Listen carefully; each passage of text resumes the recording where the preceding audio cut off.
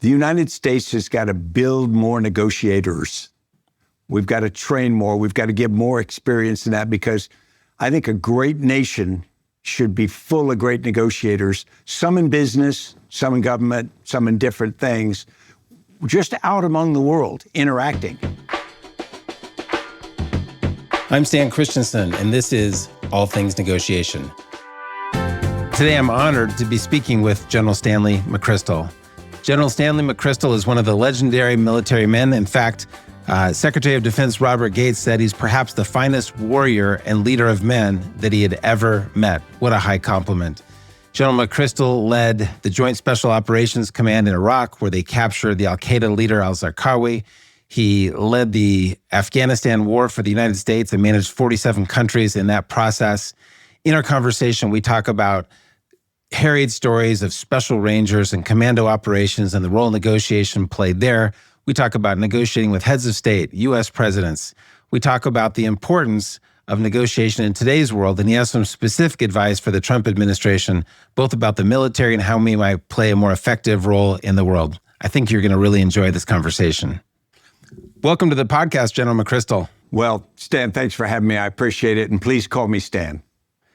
Wow, the last famous person to ask me that was Secretary George Shultz. I was interviewing him, and he said, just call me George. And I said, I just can't do it. So I'll try. I mean, the fact that your name's Stan, that's a bonus. And so maybe I can pull it off. But really, just a great pleasure to have you.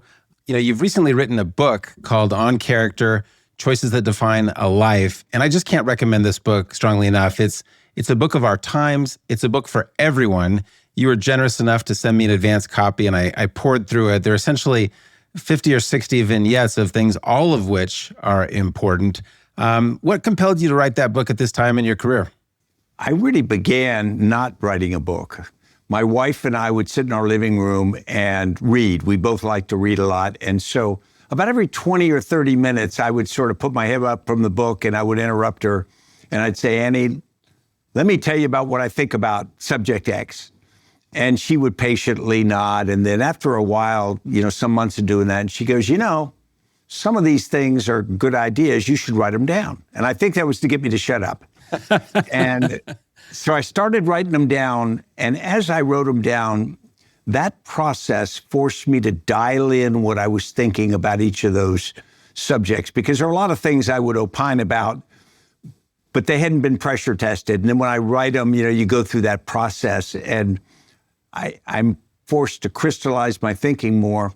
And then at a certain point, I had a collection of these essays or reflections, and I shared them with her, and she goes, this is a book. And I go, what?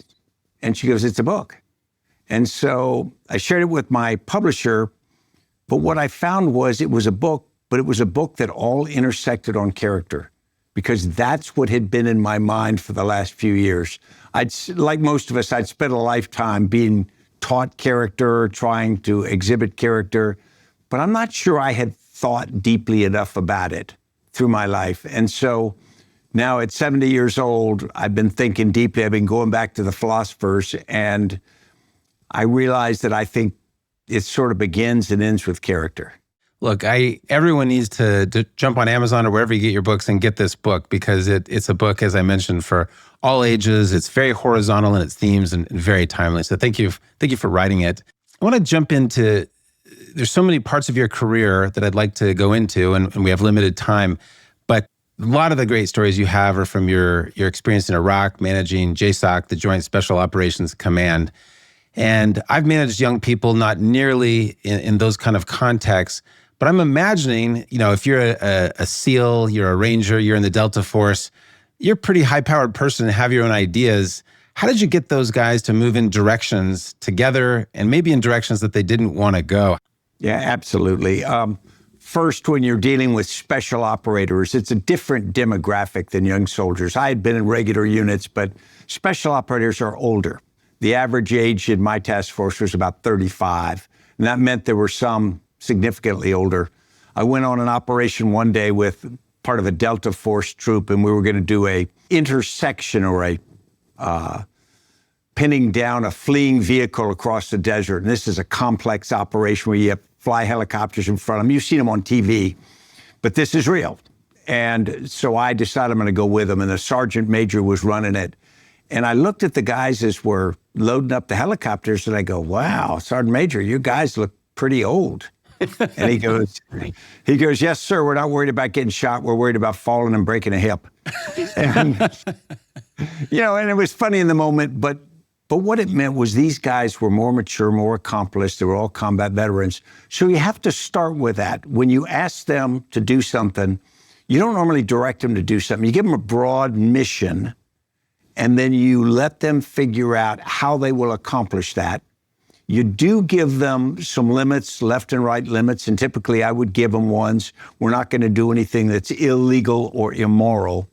But inside that, I try to give them as much freedom as possible for several reasons. One, they'll come up with a better solution than I would. And second, they own it. Whereas if I tried to give them a detailed description of how to do something, some disagreement, and the negotiation would be pretty painful. But when I give them a broad mission and I say, we really need to accomplish this, can you do that? Then suddenly they become part of the solution. I love that. You know, what it makes me think of, I had a guest on recently who'd written a book called Negotiating with Children. And one of his points was you need to negotiate with toddlers different than teenagers, different than adult children.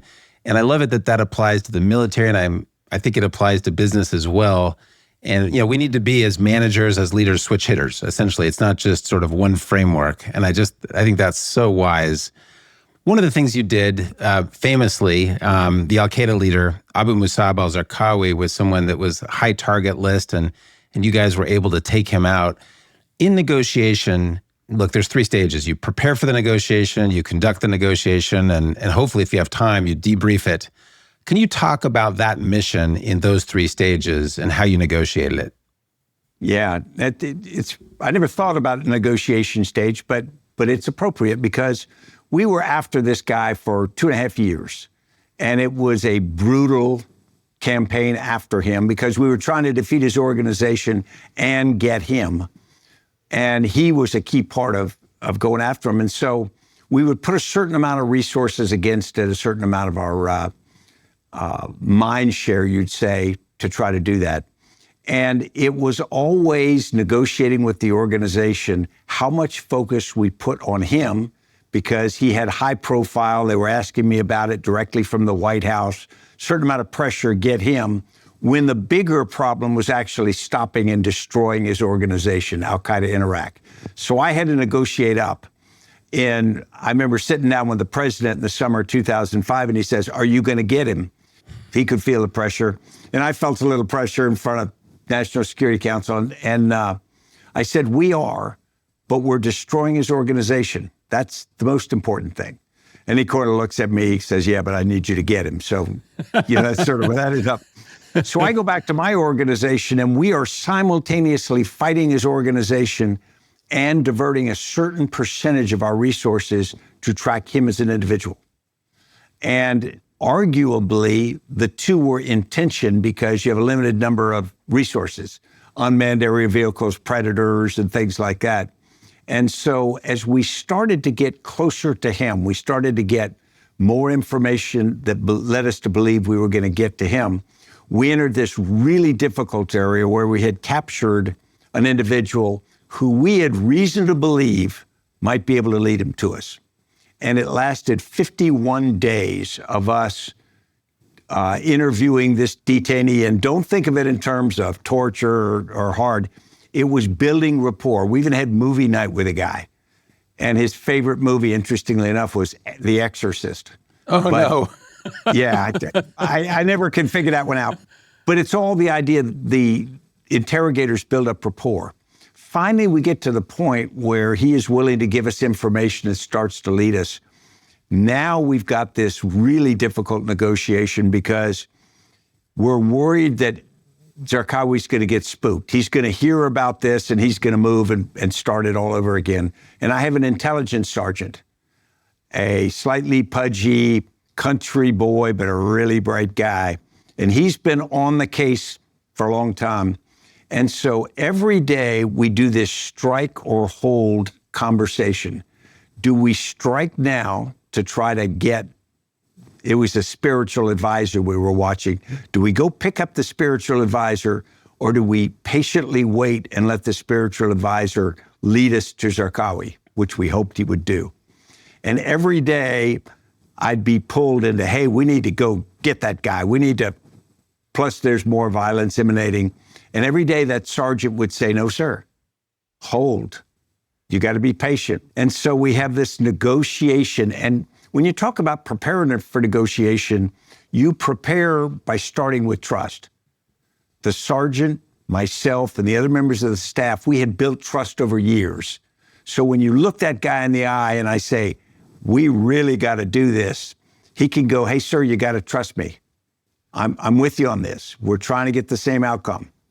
And similarly, when I'm trying to push him, he has to believe that I'm trying to do that as well. So we did have a high level of trust, but a high level of angst just in general. And so as we got closer, the day when we actually watched the spiritual advisor leave Baghdad and head north, a direction we didn't expect, we thought he was going to meet with Zarqawi. So we're tracking him by unmanned aerial vehicles, and we're watching him do a vehicle switch, and then he goes into a building and comes out another door. It was like a James Bond movie. But the whole time, we are anxious that we're going to lose him, and should we just grab him and ask him to talk to us? And again, it's negotiation within our team to withhold the impetus to strike too early. He did lead us to Zarqawi. And so it had a good ending for us, but it was a good reminder that it's those relationships that determine success or failure and what you can work out. After the operation that night, we got Zarqawi that day. I went down to Baghdad and gave only one medal out for the operation, and it was to that intelligence sergeant. And he had not gone on target. He had not kicked any doors open or anything, but he was the guy who held us together. I love that. Two things I want to highlight there. One is really defining success. You know, in your meeting with President Bush, you had to sort of say, yes, we want al-Zarqawi, but, you know, that's really one of the problems, and there's actually a bigger problem. And two is just the level of trust, communication, relationship management. I think so often people like me that haven't served in the military, you know, we get most of our information from movies, and, you know, it's 90% combat, 10% preparation. I'm guessing in the real world, it's the reverse. You know, a lot of soldiers don't really probably experience combat, I'm guessing. And so how do you get people to focus on the preparation? And then in terms of shifting that to combat, because I'm guessing the first time someone's in combat, it's a shock. I mean, all the preparation in the world, how do you get them to stick with the prep and not just react? Yeah, I'll answer it in two ways. First, for younger soldiers, you start by building a camaraderie in their small unit. Typically, we'll call infantry a rifle squad. That's 9 people. And they've got a squad leader, and they're broken into 2 teams with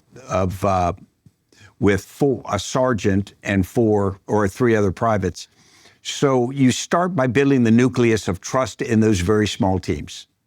Now, but when you go into combat, everybody in an infantry squad's pretty young. Even the squad leader may be 23. It's not that they are a wizened old professional.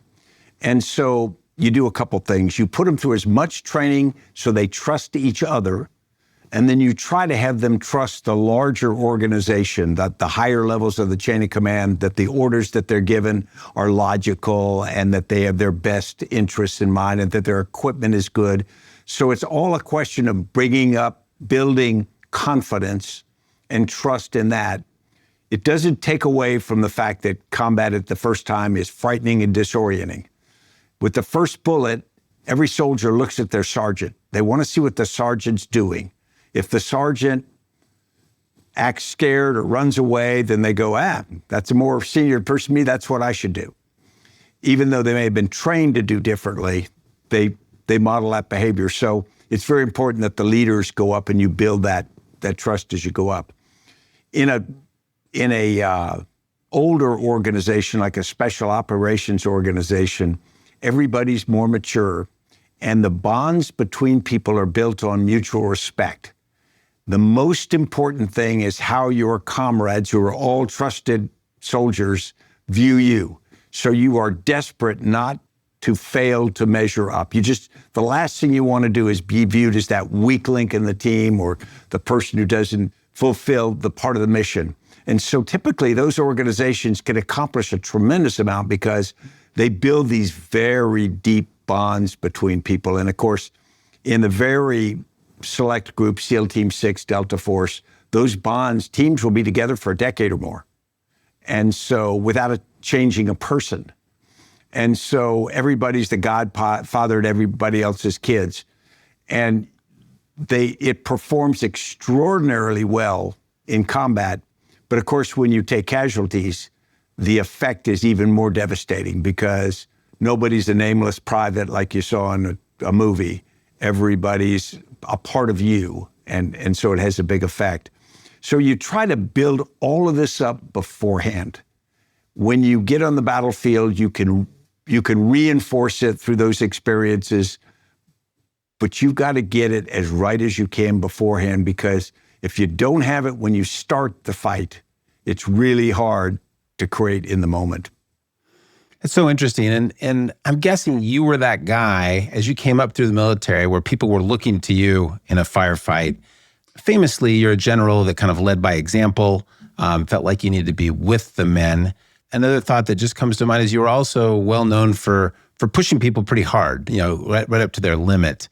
Was that always the right approach? Does that work in the business world as well, in the military world? Any thoughts about either of those things?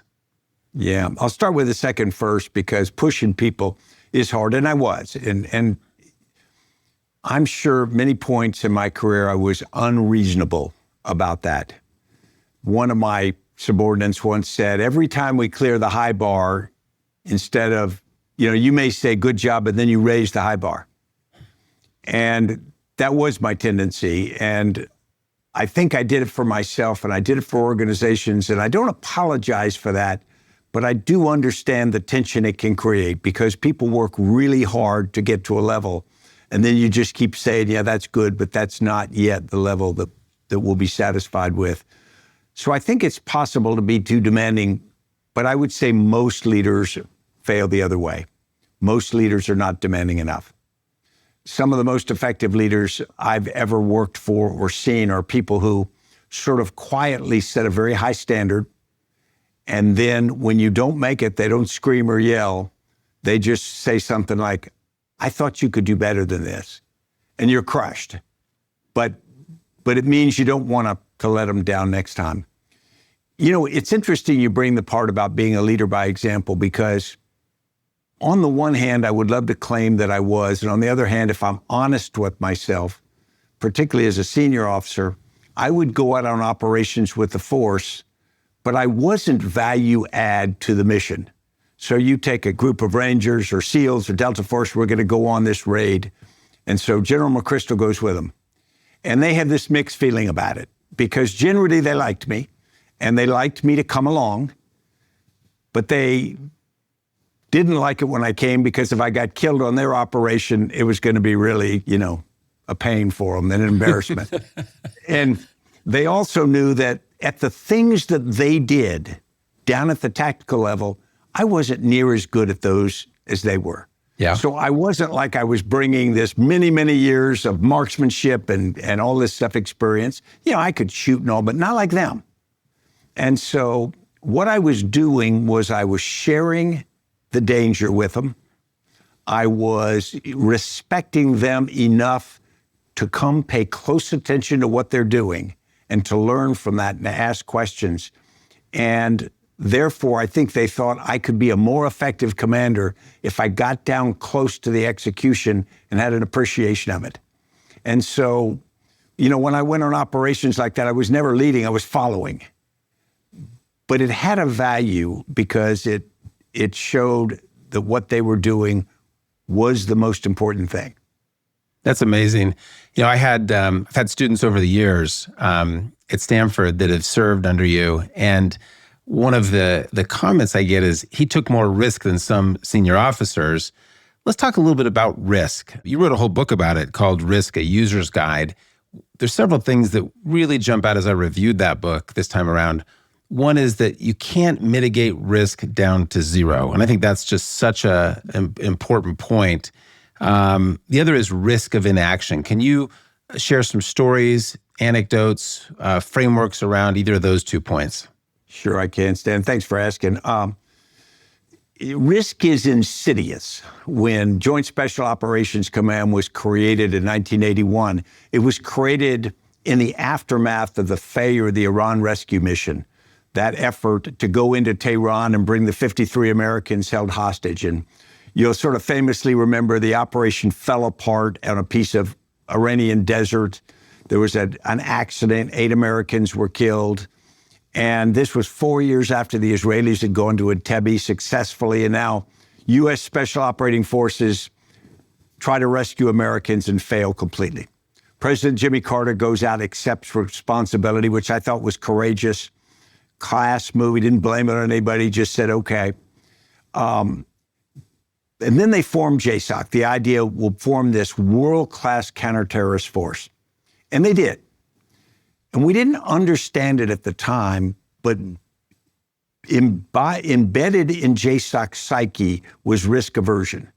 And you say, now, wait a minute, these are those bearded commandos you see on TV, and they're not scared of nothing. They're scared of failing. They are scared of going on an operation like Eagle Claw and coming back and looking the nation in the eye and say, we failed you. That terrified the command. Nobody ever talked about it. But what it meant was we always tried to mitigate risk to zero by increasing the size of the force, having belt suspenders, backup belt, backup suspenders. And in many cases, we overcomplicated things. And we got away with that for the first 20 so years of the command because the things we did were not of a size and length of time that we couldn't do that. But Iraq was. When we got into Iraq, really in 2003, the scale of the problem we were fighting Al-Qaeda in Iraq was a great big organization, dangerous as could be, led by an effective guy, Zarqawi. And suddenly, we had to do more operations in a shorter period of time, and we had to accept a lot more risk because of the requirement for that scale. So we had to push decision-making down, but the organization wasn't comfortable with that. They wanted perfect intelligence. They wanted all the resources they need, all that sort of thing. When you say the organization, is that the military? Is that the government? I'm talking really about JSOC here internally, okay. The military. But then we also had the CIA, DIA, National Security Agency, FBI. They were all part of our task force. So I would not be giving them due credit if I don't say that it was really an interagency task force in this fight. But the entire force didn't want to fail. So your subordinate task forces all were trying to mitigate risk to zero before they did an operation, so their batting average was as high as possible. And what I had to do was try to convince them that we had to accept more risk so we could do more, we could operate faster, and that it was okay if our batting average was lower as long as ultimately we scored more runs. And that meant if you do a lot more operations, even though you fail a larger percentage of the time, still your cumulative effect on the enemy is going to be greater. And that was a cultural shift for us, because no special operator wants to look at the CG or anybody else and say, yeah, we went last night and we failed. Knowing that if they'd taken 2 more days, they could have probably been successful. And yet it was important for us to go, go, go. So we had to shape the organization, and you get to negotiation again. You're basically negotiating with the organization to operate differently than they had been operating. And the first thing you had to do is say, what is the outcome I need? We need the effect on the enemy, not our batting average. It's not our success rate, it's the cumulative effect, so we can accept more failure. Second is, I'm not going to hold failure against the leaders when their organization fails. I expect you to fail. I used to use the Ted Williams analogy. You know, he got in the Hall of Fame for hitting 400 in 1941. He failed 60% of the time. Yeah. That's okay. But people have to, you can say it, but they have to see it in practice. They have to see that the people who fail aren't embarrassed in the briefing. They're not, held back from promotion or anything. They've got to see, you got to put your money where your mouth is. And so part of that negotiation is being what you claim you're going to be as a leader in the culture of the organization. So risk had to be viewed differently because risk was not winning. Risk was not an operation failing. Risk was losing the war. And for an organization anywhere, if you've got a small part of it, you can view the risk as, well, I may not make this sale or whatever. But you have to step back and say, real failure is failure of the overall mission that I'm a part of. And so I had to constantly bring the organization's viewpoint up to 30,000 feet to see that. And they did pretty well with it, but it took time to work people through. And risk is not something any of us are good at. We pretend we are, we read books about it and all this kind of stuff, but we just hate it. And I think that we have to learn that inaction is as dangerous often as action because it's a choice. If you decide to do nothing, you have in fact done something by doing nothing. And the cost of a failure to act can sometimes be much higher, but it's harder to hold people to account for it. And people watch that. It's just like doing what your predecessor did. If you do exactly what your predecessor did before, run the same plays, follow the same strategic plan, hire the same consultant, whatever done, when you fail, you can go, no, wait a minute, I'm just doing what people have always done. It's not my fault. Yeah, I love that. I think that in organizations, whether it's military, business, government, we don't do a good job of rewarding people for taking risk. We tend to reward the outputs and not the inputs. As you say, risk of inaction, I'm thinking of a chapter from your book on character. And you talk about, in a chapter about race, you talk about Martin Luther King's famous letter at the Birmingham jail. And I teach that in my Stanford class. And essentially that letter was written to white clergymen who were on his side, as I remember you talking about in the book, but weren't doing enough. It was that inaction point. And so I just think that's so, so strong. Yeah, I think the great point there is you can do just enough to make yourself feel comfortable. You can make a gesture at something. You can contribute a little money. You can do something. Whatever it is a gesture without really doing something that'll make a difference on something.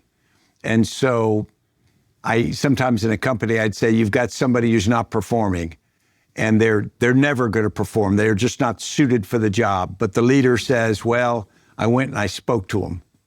And it's not going to solve the problem, but you didn't want to make the difficult decision.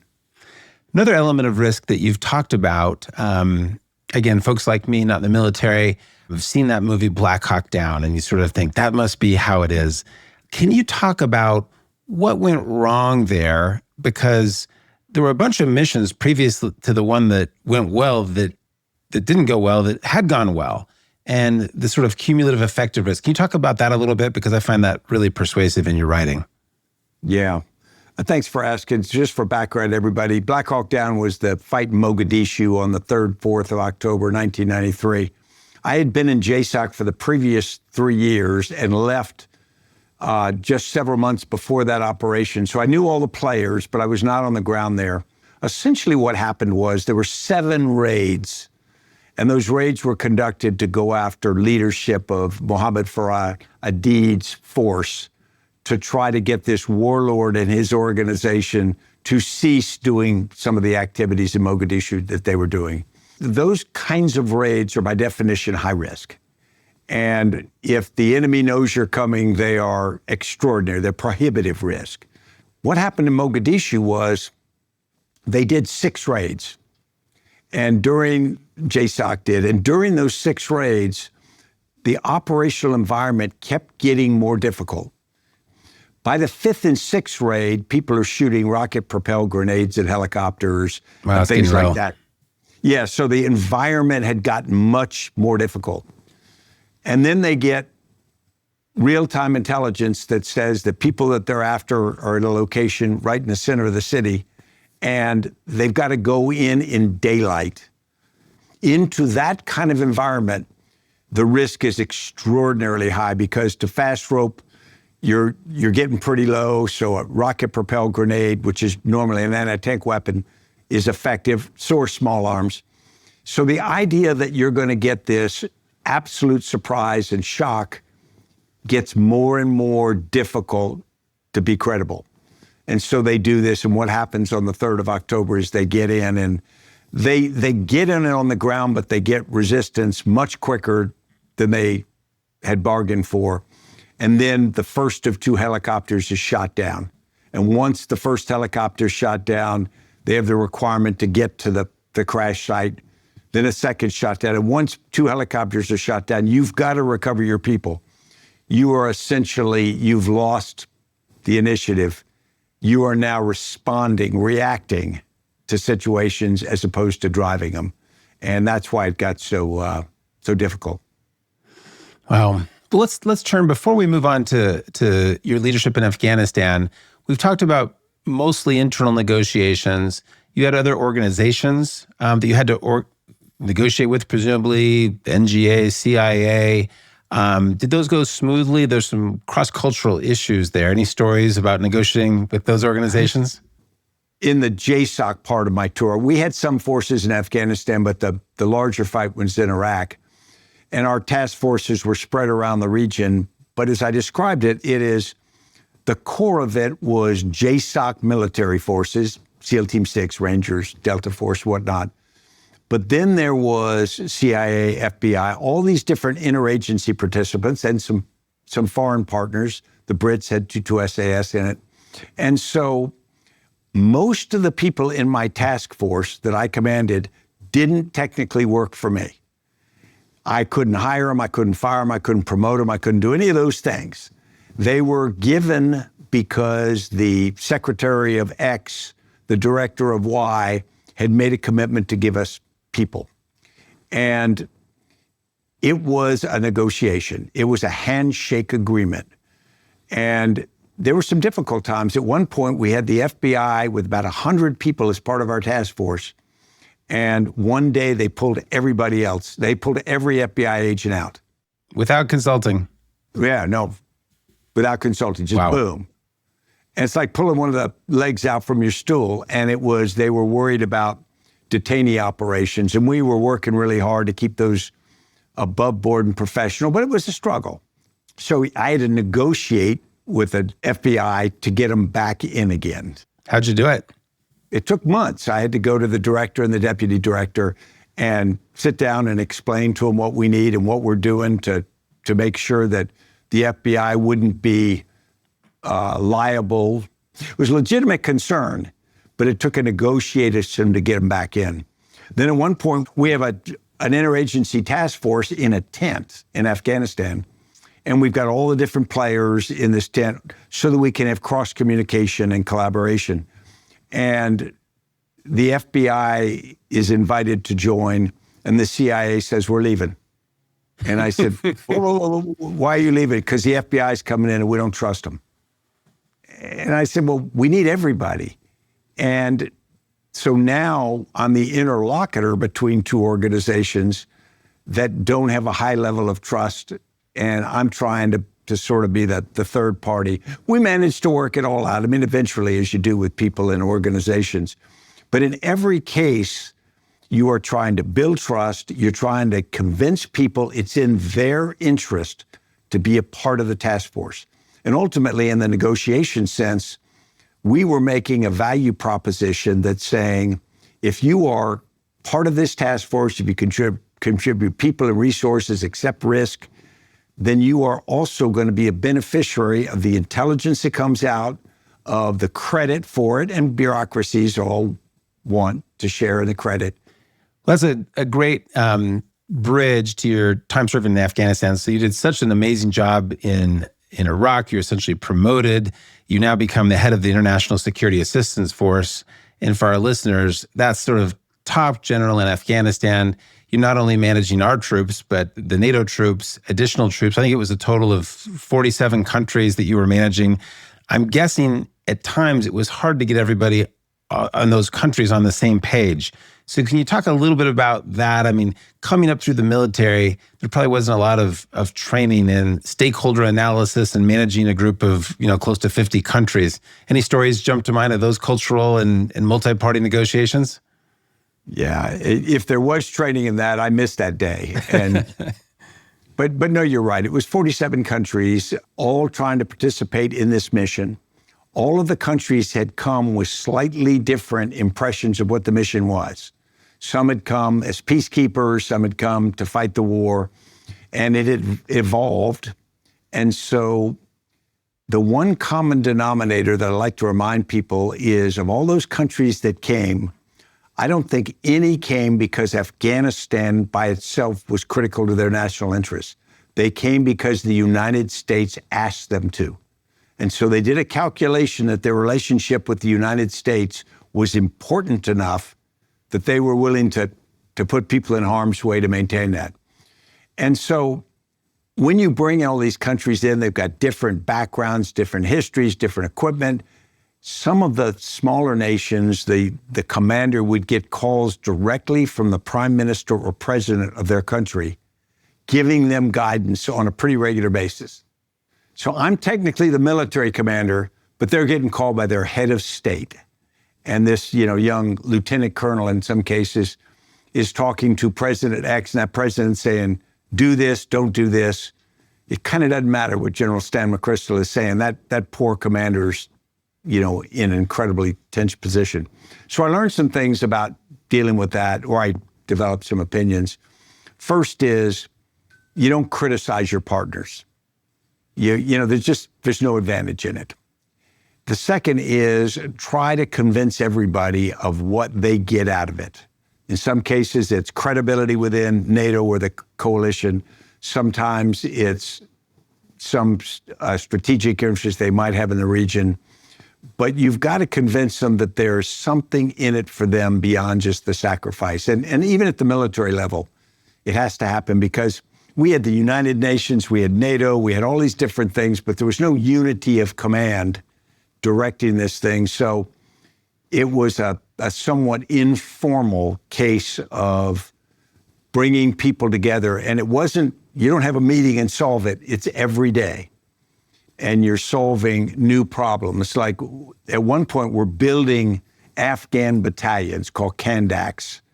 And as we field these battalions, we create the battalions, we equip them, we train them, and then they can be put out in the field. Each of the nations wanted to have Afghan battalions assigned to their region so that there's more security and so that eventually they could have a path to pull out of Afghanistan. And as a commander, I was the person working with the Ministry of Defense of Afghanistan to decide where they go. And I would brief President Karzai on it. But then I would have heads of state come straight into President Karzai and say, I need 2 more battalions in my country's sector. And so I found myself sometimes arguing with heads of state, saying, I know what you want, but I'm the military commander, and that's not what you're going to get. And of course, I was never trained to do that, or at least I never thought I was trained to do that. But you suddenly find yourself, that's what you have to do your job right. And it's part negotiation, it's part, what I call the hard side of negotiation. You just fold your arms and say, That would be tough. Those 47 countries that participated, in your words, because of their relationship to the United States. And let me just do a quick turn to current events. We're right now, I think, struggling a bit with our allies. Do you feel like today, if we had a war against, pick your foe, China over Taiwan, it would be easy to sign up 47 countries to come help the United States? I think it would be harder now than it would have been a year ago. And here's why. People make a decision like that on a couple of things, the criteria. They decide if defending Taiwan or, you pick the crisis, is worth it to them. But going back to the Afghan experience, they decide whether the relationship with the United States is important enough to put things at risk. And they also look at the United States and they say, is this the partner I want to be in a crisis with? Is this the partner that I trust will be there. You know, we always say about who do you want in your foxhole with you? So this gets to character, which I was thinking about. People have got to believe not just in our individual character, but in our national character. They have to believe that if the United States says we're going to do something, that we are going to see it through. I think if they believe that it's strictly transactional, as soon as the economics or other factors weigh against them, that we'll turn our back, then I think we don't have much, there's not much sinew to hold it together. So I think we would have a harder time now because I think we are not emphasizing the fact that there are relationships that are just extraordinarily important. I've been married for 48 years. There are days when my wife doesn't like me at all. Sometimes it's more than a day. Shocking. Yeah, exactly. Fortunately, it's not today. But the point is, she has to believe over time that it's better with me than without me. And I've got to believe the same. If we recalculated every day, do I really want to be in this marriage? If you based it only on recent stuff, it would never make sense. You'd have too many days, it's not worth it. That's the way these relationships are. And so when I see our relationships with Canada, with the UK, and other long allies, they're sacred. And they're sacred because they can count on us and we can count on them when really needed. So well said. So a relational approach, and this is coming from, you know, a warrior, a military veteran, one of the leading military commanders of the last 50 years, and I just really respect you as that person, is saying, no, it's really about relationships more than transactions, if I can paraphrase what you're saying. Completely. I mean, we do almost everything at the end of the day more for relationships than we do strictly for transactions. You know, I got out in the business world after I left the service, and I thought everybody were just greedy bastards and, you know, everything was going to be the bottom line. And there's some of that. But I'm surprised how often you find people making decisions because they trust that person and they want to be related to that company, that organization, because they think in the long run, that's more important than the short-term calculations of finances. And I think that's true. So good. I want to come back at the end of our discussion to some current event questions, but you brought up President Hamid Karzai, and you've written a bunch of books. I think you could probably write a book about your relationship with him and how that relates to his internal negotiations, tribally within Afghanistan. But talk about some highlights of your learnings about your negotiations with him, particularly some of the cross-cultural elements, maybe some misunderstandings that one or both of you might have had. Yeah, thanks for bringing that up because I got along very well with President Karzai. He wasn't perfect, but nor was I. When I arrived in the summer of 2009, my predecessor was removed from command, great officer, but they wanted to put a new person in, and I was the 10th ISAF commander in less than 9 years. So President Karzai, when I'm arriving, he's going, oh, here we go again. You know, how long is this guy going to be here? I felt it was critical to have a relationship with him. And I had not met him before, even though I'd operated in Afghanistan as a special operator. I'd never met the president. So when I went to do my first meeting with him, at the suggestion of one of my aides de camp, I brought my dress uniform to Afghanistan. I'd never done that in any previous tour. And I don't even like my dress uniform, but I put it on for my first meeting with President Karzai. And I think I was the first officer who would ever come for their first meeting with him in the dress uniform. And he remarked about it. And I said, well, you're the head of state, you're the president. When I report, I work for you. And so I think I owe you that respect. And it's interesting, you could see just a calculation. I don't think I won him over suddenly, but it was a data point for him. And then we started discussing things, you know, over time, and I would push him on certain issues like corruption. And he would explain to me patiently. One day I'm pushing him on corruption again, and he goes, Stan, you see the big black SUVs driving around Kabul, going to the few big hotels, Western hotels? I said, I do. He said, that's all money that's been allocated for Afghanistan being spent on contractors and consultants, Western contractors and consultants who are here. So it's money that is counted against our aid, but they're driving around living a pretty high life. He goes, does that look like corruption to you? And it made me think of corruption slightly differently as opposed to just somebody taking money out the back, because there are subtle forms of corruption.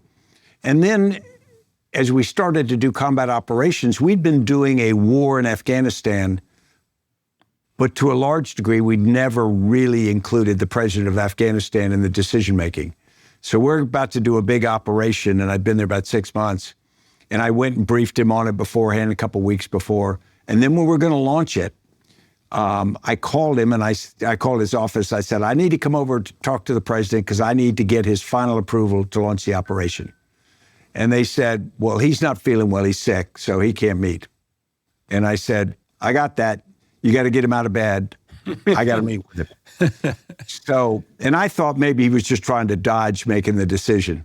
So I go over there, and he looked like death warmed over, poor guy. You know, they pulled him out of bed, and he's sitting there, and he's giving me that look. He goes, I hope it's important. And I said, Mr. President, I need your final okay to execute this operation. And he looked at me and says, I've never been asked to approve any operation before in my country. And I said, well, you are now. You're the president. I work for you. I need you to give me the thumbs up or not. And he did.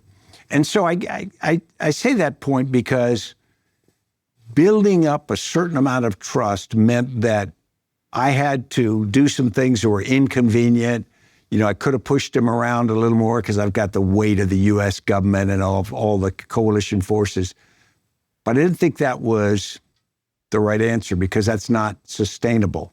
And he was imperfect. I mean, people could find every flaw with him that you want to, but he was trying to do it. And it was funny, the two heads of state that he told me that he really liked were Angela Merkel and Prince Charles, then Prince Charles, now King Charles. And I said, well, why them? And he goes, because they treat me like a head of state. They treat me on the level that I think I should be. And how do we want to be treated? I want to be treated on the level that I think I'd actually like to be treated above that. But no, the point is, if we stop and we think we're dealing with human beings, sometimes just a little bit of respect works really well. Wow, that's so poignant. We haven't talked at all about negotiating up the chain of command. You know, we've talked mostly about you as a very senior officer, but ultimately the president of the U.S. is who you report to.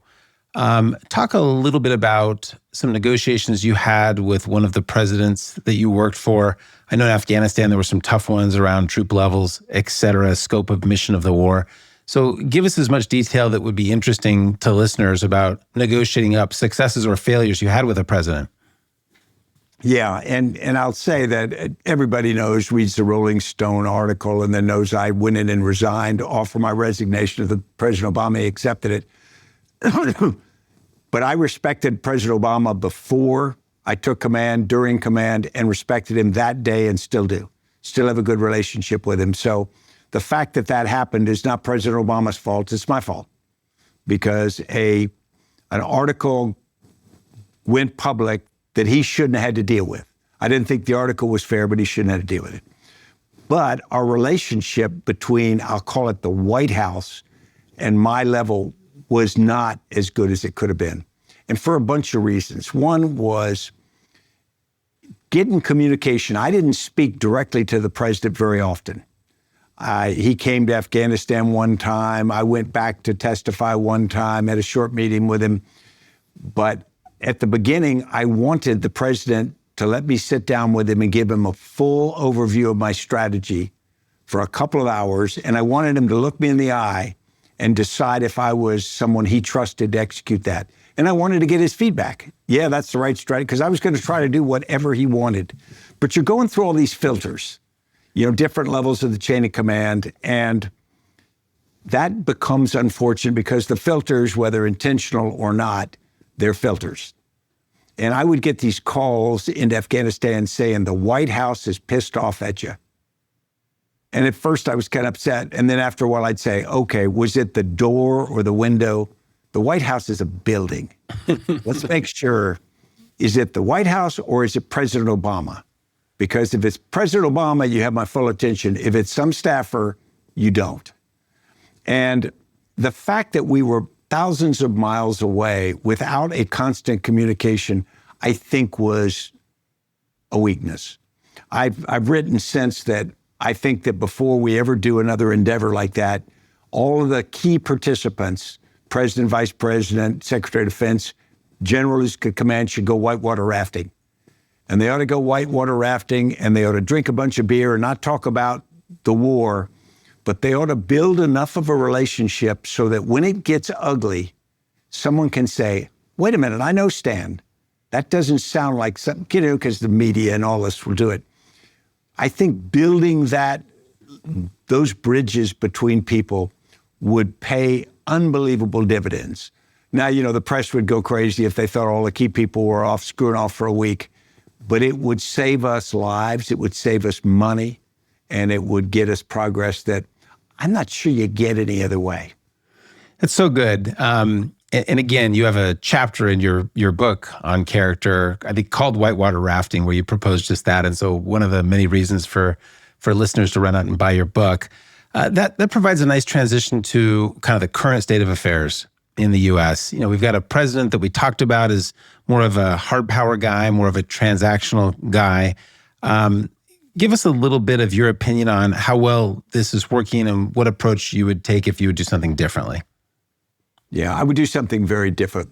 And thanks for asking. And it would not be on the left or the right, because my heart lies in the center.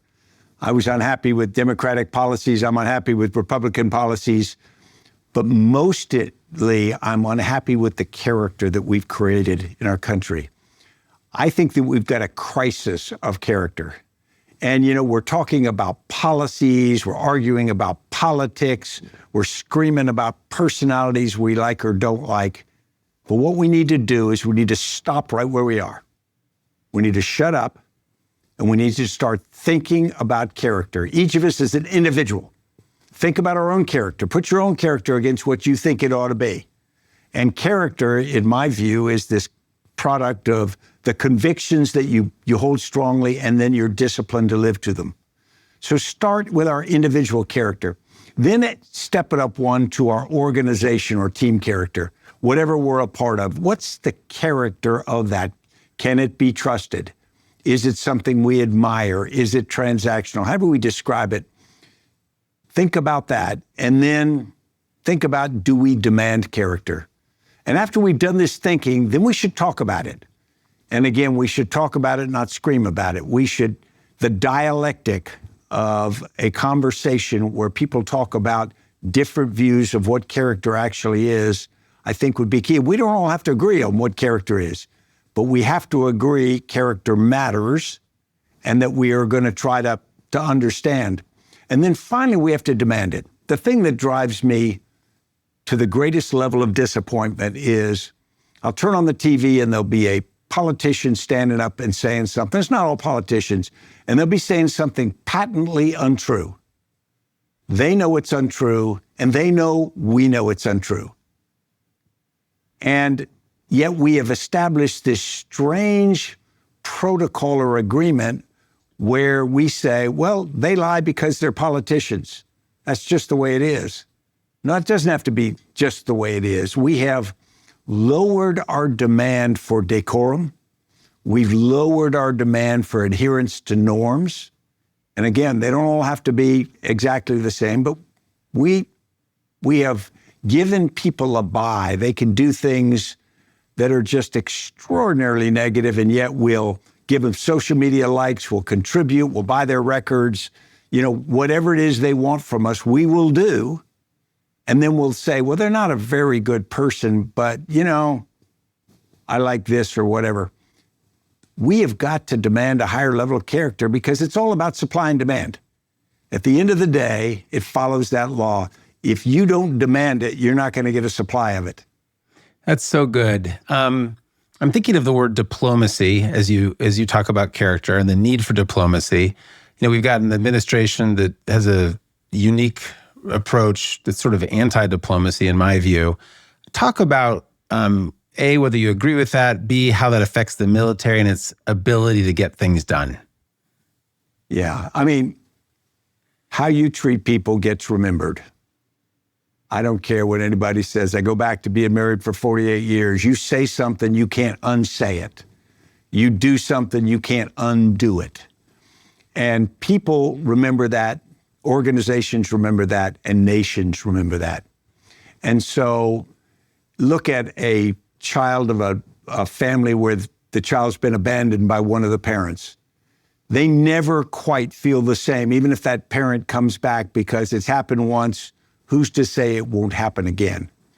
And so it happens inside our government. If you make everybody scared because people think that, the axe is going to fall on me next, whether it's deserved or not, then everybody lives in fear. If they know that if they do something wrong, they'll be punished, that's fine. That's the way things should work. But if they think that it is capricious, then people all will live in fear. And I'd like to say that people would sort of band up, or band together and be courageous and stand up. But that's not what most people do. Most people in many organizations get scared and they're more passive than even they want to be. They kind of wish they would stand up and do it, but they don't. And so I think what we need in our society now is going back to character and saying, okay, we're going to measure people and organizations and our nation on its character. And if somebody doesn't live up, we are not going to vote for them. We are not going to support that organization, buy that product, go to that school, whatever it approaches, because only that kind of a groundswell will do it. I tell people this occasionally, and I'm not a great admirer of the Taliban, but the Taliban came into Afghanistan in 1994 because the warlords that had followed the Soviets were so corrupt, and they had this horrific malgovernance. And so the Taliban were these idealistic young men that came out of madrasas in Pakistan like a new broom to sweep clean, to sweep the bastards out. And to a degree, they did that. Now, they had some other problems as well, but the fact is, if we demand more, not in a Taliban-like way, but in an American character way, I think we'll get it. I love that idea of the groundswell. Many of us paying attention to the news are looking for leadership. There's a little bit of a leadership vacuum to counter some of this insurgency that's happened at the federal government.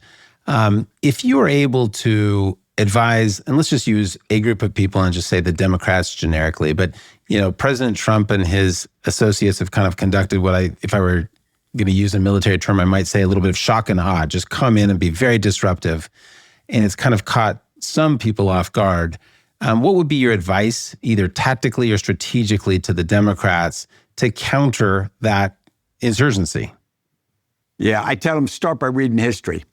Go back to revolutionary France or go back to the 1970s and all in the Mideast.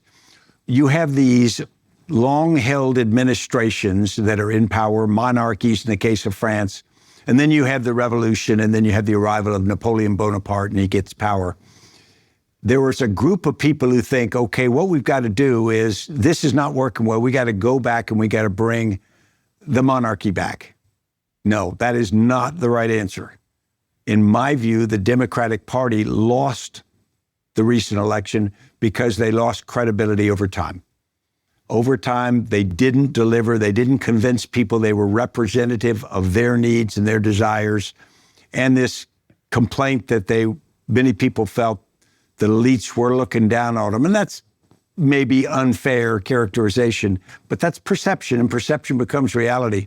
Yep. I don't think this is binary between what we have currently and what we had, because I think what we had is not attractive enough for people to want to flip back to. I think we are at a point we've got to have something new. and it has got to be more centrist. It has got to reflect a common sense approach of getting serious about our real problems. Let's take on our deficit and our debt. Neither side is really talking about that right now. I mean, so what if somebody in the center comes out and says, we're going to do smart stuff. Nobody on the extremes is going to like it because it won't be extreme enough, but that's what we're going to do. And we think there are enough Americans who can believe in that. And as a centrist, do you feel like the Republican Party or the Democratic Party is better placed to do that? And any advice to them? You know, I'm not sure either is. I think right now the Republican Party has shown this willingness to fall in behind a single populist leader, and they have so abrogated their power and responsibility, particularly the Senate, that it's hard for them to garner credibility again. I think on the Democratic side, there's a lot of that too. There's probably more people on the extreme progressive end than many Americans are comfortable with. And so I'm not sure either party can reform itself well enough. We've formed new parties in the past. I'm not sure it's not time to at least have a pretty new manifestation. It might be a complete rework of one of the current parties, but I think we're going to need a new manifestation to get where many Americans would be comfortable. You know, one of the problems as I speak to people in Congress and other leaders is that the communication that you referred to earlier being so important is just broken down. They're not going to each other's soccer games, they're not having dinner with each other's wives or husbands. And that breakdown, leads to assumptions, often bad assumptions. And those wrong assumptions can lead to misunderstandings. Misunderstandings can eventually lead to abuse and even violence. An important question, which is, should you ever not be talking? I remember growing up, and I can't remember if it was one of the U.S. presidents or someone else saying you should never negotiate with terrorists. What's your view specifically on that question? Should you negotiate with terrorists? And what can we do to increase the communication flow here domestically? You know, it's funny. I've said that before in the past, but my thinking has evolved a lot. We were in Iraq in sort of the height of the war, and a British general who was the deputy commander under the American came to me and he says, I want you to let this particular detainee out of detention so that we can negotiate with him. And we had captured him.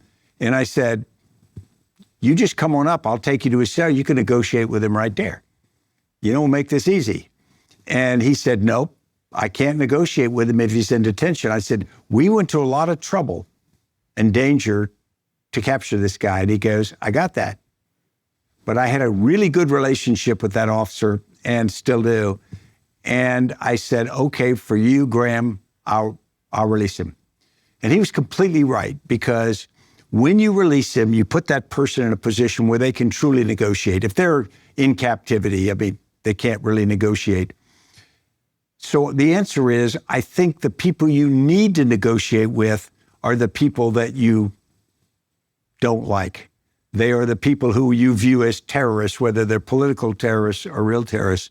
And I think you need to negotiate all the time. I don't think you need to give away things that you can't afford to give away or to step away from your character or your values. I think you have to protect certain things. But I think the unwillingness to negotiate is always weakness. And it gets to your point. When you're not talking socially and routinely, it's hard to negotiate. The first part of good negotiations are always trust building. And if you start with building trust just on a daily basis, then when you got to negotiate something hard, then you're in a position to do that. Yeah, I love that. And the distinction you make, which is important, and I agree with you that you should always negotiate and always talk.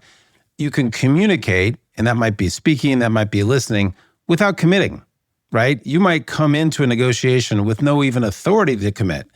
But if you think there's nothing you can learn from the other side that could either change your mind or lead to a creative problem-solving exercise, you're a weak negotiator, in my view. I think that's true. And I think that's the way The United States has got to build more negotiators. We've got to train more. We've got to get more experience in that, because I think a great nation should be full of great negotiators, some in business, some in government, some in different things, just out among the world, interacting. I love that. You're giving a commercial for the podcast. I appreciate the reciprocity. A couple just final questions. We're almost out of time, and your time is so valuable. If you look back at your career, what were some of the most difficult either people or situations or negotiations that you had that either went well or didn't go so well? If you could think of an example or two. I had a commander once when I was a battalion level commander, and he was regimental commander, and we didn't have a good relationship. And my battalion happened to be 3,000 miles away from where he was. And part of it was just based upon, we didn't start with trust. We didn't talk very often. I didn't want to be a sycophant, so I didn't reach out to him a lot. I just thought I'll be out of sight, out of mind. But what I found was out of sight was not out of mind. Out of his sight meant he assumed we were doing things differently than what he wanted us to do them. I don't think we were, but I think he started to worry about that. And so it got worse and worse as we started having issues and became pretty dysfunctional. And it bled into the organization. And a lot of it was my fault, because I didn't work the issue up like I should have. He left and a new commander came in with a different personality. We sort of reset and then had a great relationship with that commander. But it was a lot me changing my mode of operation. So I think that was one of them. And then if ever you're dealing with someone who you just don't trust their motives, whether that's warranted or not, if you don't trust their motives, then you start with this idea that everything they do is potentially bad. And I worked for an individual once where I didn't trust their motives. And so I could follow certain things, but I was always, he could have done something that was perfect, but I'd be skeptical. And so I think that highlights also, and we never had it out. We never talked it out or figured it out. That was, again, probably at least 50% my fault. My experience with those kind of situations is you may be justified in your lack of trust for their motives based on behavior, but often you still have to work with them. Some of the toughest negotiations, as you know, I spent 10 years doing negotiations around political and ethnic conflict.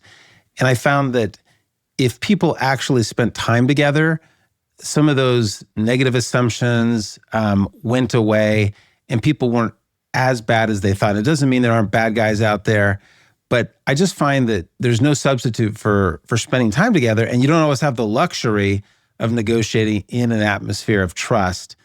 So can you think of examples where you didn't trust the other party, or you didn't have a good relationship, or you didn't trust their motives, to use your words, but you figured out how to work together, and how'd you do that?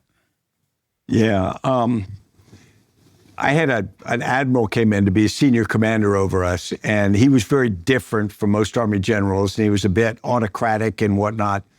And he carried a reputation that was difficult. So without ever knowing him, I started with a mental view of what this guy was going to be like. And so he came in over us, and he was that, at least superficially. He was hard to deal with, and he would be crotchety to brief. And then we briefed him one time, and I had one of my Navy SEAL commanders brief part of the briefing.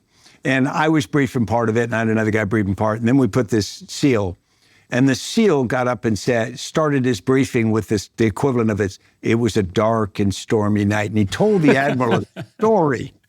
And I'm thinking, oh my God, what are you doing? The Admiral loved it. And so from then on, we had him be part of the brief. But the point is, it kind of humanized the Admiral. And we started building rapport to him because he mistrusted special operators. We started building trust with him to the extent where after a few months, we had to do this very difficult operation. And he had to go to the White House to get approval for us to do the operation. And I said, trust me, it'll work. He went, got approval. It didn't work. Oh. And I had to go back to him and I said, it didn't work because we didn't do enough X, in this case, fire enough missiles. And you could just see he was about to go back to the White House again to ask to do it again with more, but he was going to have to eat crow. It was terrible. But he rode with us. He says, okay, Stan, you've earned this one. I'll do this for you. I mean, I felt terrible because we by then developed a real relationship, but we could never have done that if we hadn't built that relationship. That would have ripped it forever. Well, I think that that's just such a testament to your career, being able to build relationships with all kinds of different people up and down the chain of command. Just one final question. As you look back on history, and maybe we'll stick with the military, since that's the majority of your career, is there a leader, a military leader, could be American or non-American, who you think, well, that person was a great negotiator and made a big difference in history because of that skill? Yeah. I mean, if you think negotiator, I think you probably got to go to someone like Dwight Eisenhower, because he had no combat experience in the First World War, and he regretted that he hadn't been blooded then. He got into the Second World War and was put in commands because he was a really smart guy, great operational planner, worked himself to death, but he could get different players to work together. And when I think of his command in Europe after the D-Day invasion, and actually the prep and then the command, he's commanding these big personalities, and he's interacting with even bigger personalities, Churchill, de Gaulle, Roosevelt. I mean, these were people impossible to get lined up to do something. And yet, to a great degree, General Eisenhower was able to do that. Now, he had some help and whatnot, but the reality is, if you think about effectively negotiating, he probably did it as well as anybody in our lifetime, at least the most difficult situation I can imagine. Love that example. Thank you so much for being on the podcast. I thank you for your service in the military, your success now in the private sector. And again, just want to end with a comment about your book, On Character. We'll put a link in the notes to the podcast. Thank you for writing that, and really just appreciate you, and thank you so much. Stan, it's been my honor and pleasure. Thank you. Thanks for listening to All Things Negotiation. Please subscribe to the show on Apple, Spotify, or YouTube. If you enjoyed the show, tell a friend, and be sure to engage with us on social media. Your likes, comments, and reposts make a big difference and help others find the show. The show was produced by Ezra Trupiano, original music by Peter Breinhold, and designed by Aubrey Benson. Thanks for listening.